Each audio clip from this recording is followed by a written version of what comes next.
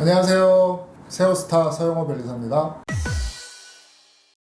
본명이 박영탁 씨죠. 그래서 영탁이란 예명으로 활동을 하는 걸로 알고 있고, 이제 트로트 방송에서 이제 유명세를 타서 상당히 유명해졌습니다. 예천양조라는 그 막걸리 제조 회사가 이 영탁이라는 이름으로 막걸리를 이제 지금 현재 제조해서 판매하고 있는 중이죠. 분쟁의 시작은 뭐냐? 2020년 4월 1일 당시에 영탁 측과 예천양조가 광고 모델 계약을 했어요.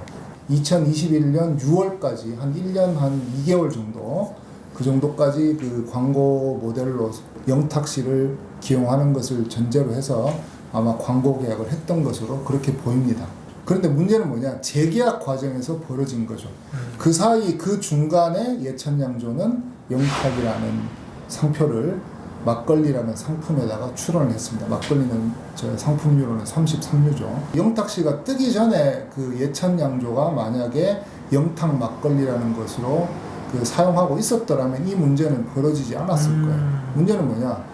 영탁 씨가 영탁이라는 예명으로 뜨고 나서 영탁이라는 막걸리를 팔면서 그 중간에 출원을 했고, 그러면서 또 영탁 측과는 별도의 계약이 없었고 광고 계약마저 결렬되면서 이러한 사태가 불거진 겁니다. 그래서 결론적으로는 예천양조는 1년에 7억으로 재계약을 하자. 7억이면 뭐 일반인으로 보기엔 상당한 금액이죠. 그 영탁 측, 특히 어머니 측은 안 된다. 1년에 50억, 3년 150억을 내놔라. 금액의 차이, 7억과 50억의 차이 꽤 크죠. 그 다음에 기간 문제. 광고 모델 입장에서는 큰 금액을 하고 단연 계약을 하는 걸 원할 것이고, 왜냐면 인기라는 게 또 사그러들 수도 있기 때문에. 근데 예천양조는 뭐 1년 단위로 보면서 제품이 팔리는 거나 이런 걸 보고 하겠다 이렇게 했는데 이제 거부가 된 거죠. 그래서 결과적으로는 그 예천양조와 영탁의 광고 모델 계약은 결렬이 됐습니다. 이제 예천양조의 입장은 뭐냐?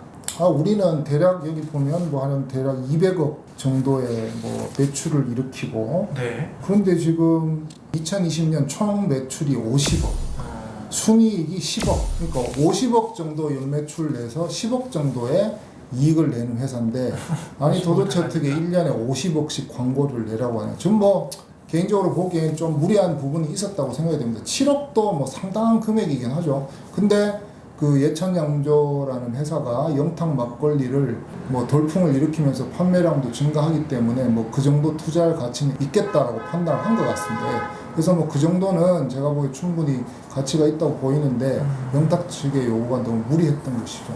그 다음에 이제 문제는 뭐냐? 영탁이 뜨고 나서 예천양조가 영탁과의 별도의 어떤 계약 없이 영탁이라는 브랜드를 막걸리라는 상품에 출원했는데 여기 이제 제동이 걸린 거죠. 그래서 뭐 영탁 측에서는 막걸리를 판매할 수 없는 거 아니냐 그렇게 얘기하시는데, 그건 조금 그 법적인 그 이해를 좀 잘못하신 겁니다. 왜냐하면 가수 영탁이 영탁을 막걸리에 사용하는 그런 권리, 즉 상표권을 가지고 있지는 않거든요.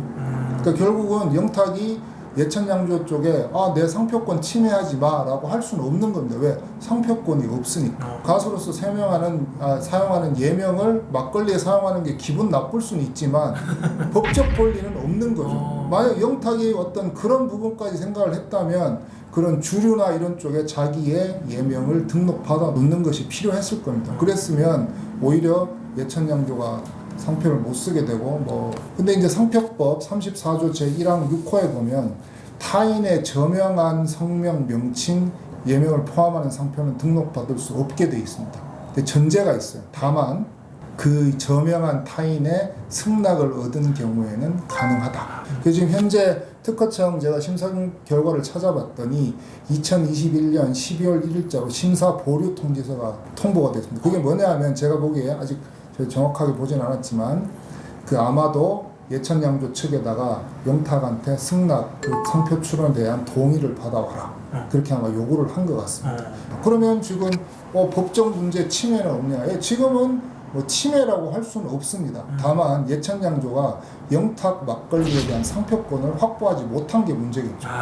그럼 만약에 이 상태가 지속이 되면 어떤 문제가 돼? 만약에 영탁 측이 승낙을 안 해준다. 그러면 예천양조는 영탁 막걸리를 사용하는 건 문제가 없는데 제2, 제3 다른 막걸리 업체가 영탁 막걸리라고 상표를 사용하게 되는 것에 대해서 법적 권리를 행사할 수 없게 되는 거죠. 영탁주, 영탁 동동주 막 이런 식으로 그런 부분을 할 수 없기 때문에 예천양조는 참 상당히 지금 입장이 난감한 상황인 거죠. 왜?